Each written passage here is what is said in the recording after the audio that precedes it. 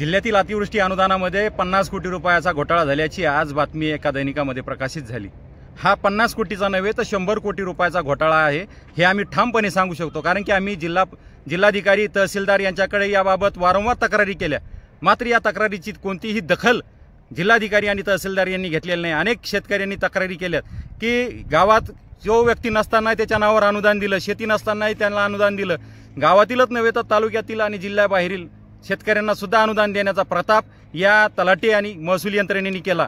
याबाबत आम्ही वारंवार तक्रारी केल्या। त्या अनुषंगाने जिल्हाधिकाऱ्यांनी चौकशीचा फार्स म्हणून 28 जानेवारी रोजी एक पत्र काढलं आणि तहसीलदारांना या सर्व प्रकारची चौकशी करण्याचे आदेश दिले, मात्र ते चौकशी गुलदस्त्यातच राहिली आणि या तलाट्यांना भ्रष्टाचार करण्यासाठी कुरण मोकळं राहिलं।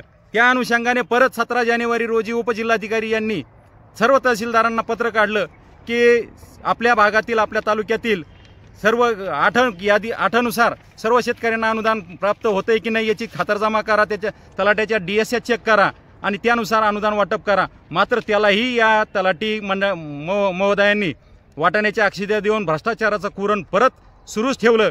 त्यामुळं ह्या झालेला भ्रष्टाचार हा 50 कोटीचा नव्हे तर 100 कोटीचा आहे आणि जिल्हाधिकारी आणि उपजिल्हाधिकारी यांनी पत्र काढूनही चौकशी करूनही जर या मुजोर तलाठी आणि मंडळ अधिकारी यांची जर हिंमत वाढत असेल तर नक्कीच वरपर्यंत या सर्वांचेच हात ओले झालेले असतील, यात शंका नाही। आम्हाला तर या प्रकरणात असं वाटतंय की लुटेंगे तो मिल बाटके खाएंगे ही नवी संस्कृती या जिल्ह्यात उदयास आली आहे।